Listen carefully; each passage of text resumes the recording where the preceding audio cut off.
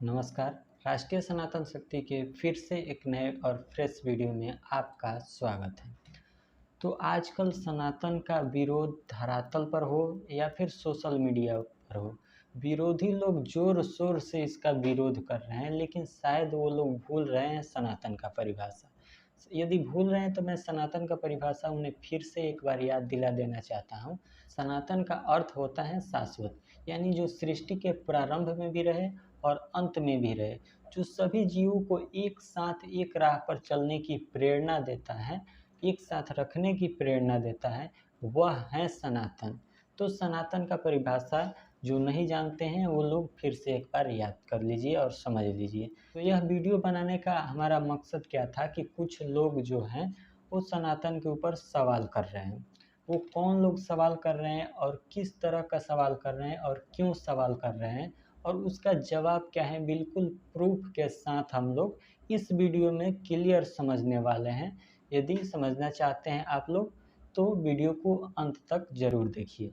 तो सनातन की यदि हम लोग बात करें तो सनातन का आधुनिक नाम एक तरह से हम लोग बोल सकते हैं कि हिंदू हैं।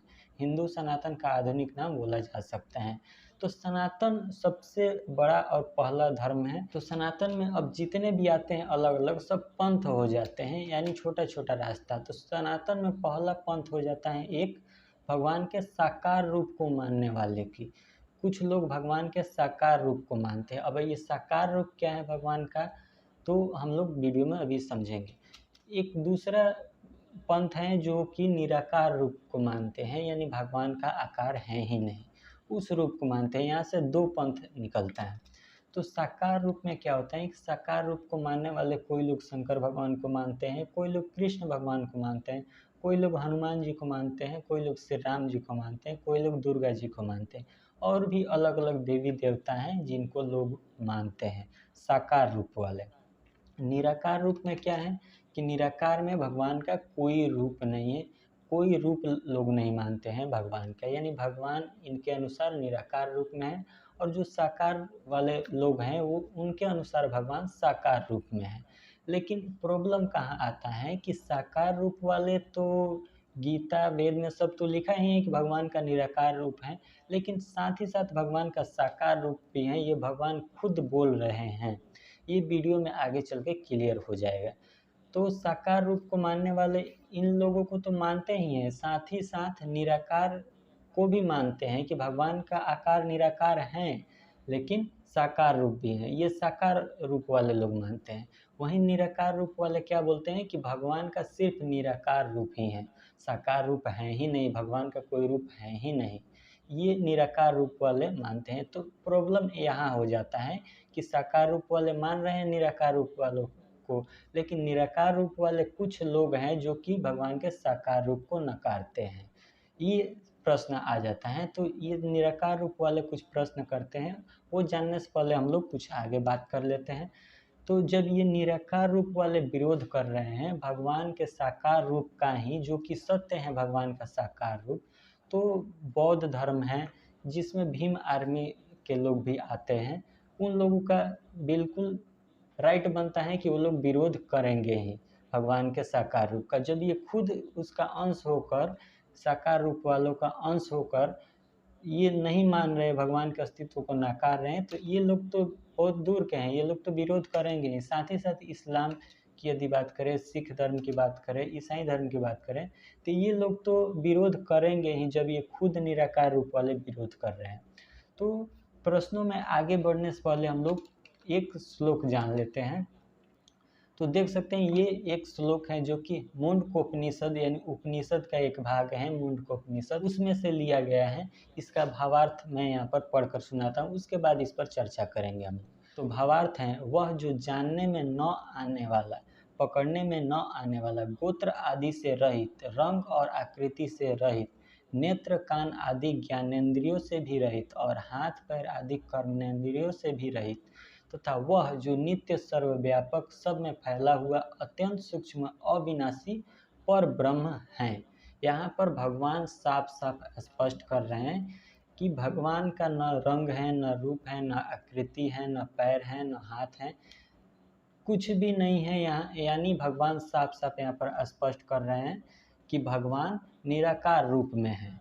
यहाँ पर ये स्पष्ट कर रहे हैं, ये बिल्कुल राइट बात है कि भगवान निराकार रूप में है। इस जो मुंडकोपनिषद से लिया गया ये यह जो श्लोक है उससे स्पष्ट हो रहा है, ये बात सही है।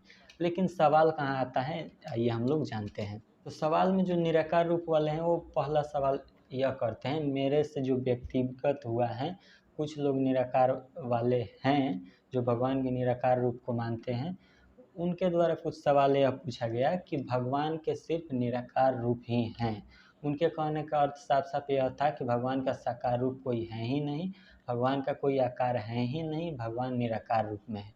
तो इसका आंसर यहाँ पर आप लोग प्रश्न का उत्तर देख सकते हैं। मैं बिल्कुल प्रूफ के साथ यहाँ पर बात करने वाला हूँ। गीता के 4थे अध्याय का 7वां श्लोक है, जिसमें लिखा गया है कि यदा यदा ही धर्मस्य ग्लानिर्भवति भारत अभ्युत्थानम अधर्मस्य तदात्मानं सृजाम्यहम्। इसका भावार्थ यह हुआ कि हे भरतवर्षी अर्जुन, जब जब धर्म की हानि और अधर्म की वृद्धि होती है, तब तब ही मैं अपने आप को साकार रूप में प्रकट करता हूँ। यानी आप लोग देख सकते हैं कि भगवान श्री कृष्ण खुद बोल रहे हैं गीता में कि जब जब धर्म की हानि होने लगती है और अधर्म की वृद्धि होने लगती है, तब तब मैं अपने साकार रूप को प्रकट करता हूँ। इसका मतलब क्या हुआ कि भगवान का साकार रूप भी है।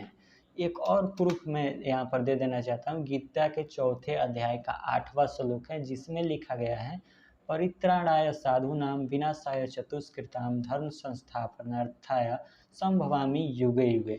ये 4थे अध्याय का 8वां श्लोक है, जिसका भावार्थ यह हुआ, साधुओं की रक्षा करने के लिए, पाप कर्म करने वालों का विनाश करने के लिए और धर्म की भली भांति स्थापना करने के लिए मैं युग युग में प्रकट करता हूँ, मतलब प्रकट होता हूँ।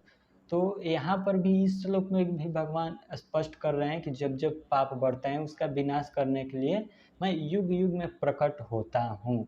भगवान यह स्पष्ट कर रहे हैं। इससे क्या सिद्ध होता है कि भगवान का सिर्फ निराकार रूप ही नहीं है बल्कि साकार रूप भी है। निराकार रूप है ये तो मैं पिछले श्लोक में स्पष्ट कर चुका हूँ, साथ ही साकार रूप है वो इस श्लोक से स्पष्ट हो जाते हैं। दो दो प्रूफ है आपके सामने देख सकते हैं। दूसरा जो सवाल पूछा गया वो पूछा गया कि हमें जड़ में पानी देना चाहिए क्योंकि पत्तियों में पानी देने से कुछ नहीं होता। इनके अनुसार क्या हुआ कि भगवान का कोई रूप नहीं है, यानी वो जड़ है। और जिन भगवान की हम पूजा करते हैं जैसे शंकर भगवान और भी देवी देवता हैं जो उनका साकार रूप है, उनके लिए यह बोल रहे हैं कि वो लोग पत्ती हैं, यानी उनको हम पानी देंगे तो जड़ में नहीं पहुँचेगा, यानी निराकार रूप को नहीं जाएगा। इनके कहने का मतलब साफ साफ यही था। तो इसको भी यहाँ पर स्पष्ट कर देते हैं। तो गीता के 4थे अध्याय का 6वां श्लोक है, जिसमें देख सकते हैं, जिसका अर्थ यह हुआ कि भगवान खुद बोल रहे हैं कि मैं अजन्मा और अविनाशी स्वरूप होते हुए भी तथा समस्त प्राणियों का ईश्वर होते हुए भी अपनी प्रकृति को अधीन करके अपनी योग माया से प्रकट करता हूँ। तो देख सकते हैं आप लोग, भगवान बोल रहे हैं कि मैं समस्त प्राणियों का ईश्वर हूँ। इसका मतलब क्या हुआ कि भगवान जड़ नहीं हुए समस्त प्राणियों के। बिल्कुल इस श्लोक से यह स्पष्ट हो जाता है कि भगवान का साकार रूप भी है और निराकार रूप भी है। भगवान खुद बोल रहे हैं कि मैं समस्त प्राणियों का ईश्वर हूँ और जब भी ज़रूरत पड़ती है, आवश्यकता अनुसार धर्म की हानि होने लगती है, तब तब मैं अपने आप को प्रकट करता हूँ, ये भी भगवान बोल रहे हैं। इसका मतलब भगवान दोनों भगवान का ही रूप है, या तो आप निराकार रूप मानिए या फिर साकार रूप मानिए, दोनों भगवान का ही रूप है। लेकिन ऐसा नहीं है कि आप निराकार रूप मान रहे हैं तो भगवान का साकार रूप नहीं है, ऐसा बिल्कुल नहीं है। देख सकते हैं ये प्रूफ है आपके सामने, स्पष्ट हो जा रहा होगा। उम्मीद है कि आपको इन 2 प्रश्नों का उत्तर मिल गया होगा जो लोग सवाल कर रहे होंगे इस तरह का। तो यहाँ तक वीडियो देखने के बाद आपको स्पष्ट हो गया होगा कि भगवान के दोनों ही रूप हैं, दोनों को मानना चाहिए। ऐसा नहीं कि आप निराकार मान रहे हैं तो साकार का विरोध कर रहे हैं, और साकार वाले तो कभी विरोध करते ही नहीं कि भगवान का निराकार रूप है। तो जो निराकार रूप मानने वाले कुछ लोग हैं, वो लोग यह समझ लीजिए कि भगवान का साकार रूप है, प्रूफ आप देख चुके हैं। एक और बात, आप चाहे इस रास्ते से जाइए, साकार रूप वाले रास्ते से जाइए या फिर निराकार रूप वाले रास्ते से जाइए, दोनों पहुँचेंगे सनातन तक ही। यहाँ पर आप लोग देख सकते हैं, इसके माध्यम से समझ सकते हैं कि दोनों तरफ से किधर से भी जाइए आप बिल्कुल सनातन तक ही पहुँचेंगे। तो दोनों मार्ग सही हैं। तो यह वीडियो कैसा लगा कमेंट्स बॉक्स में ज़रूर बताइए, क्योंकि सनातन से रिलेटेड ऐसे ही वीडियो आपको इस चैनल पर मिलती रहेगी। मिलते हैं अगले वीडियो के साथ, आज के लिए बस इतना ही। जय हिंद, वंदे मातरम।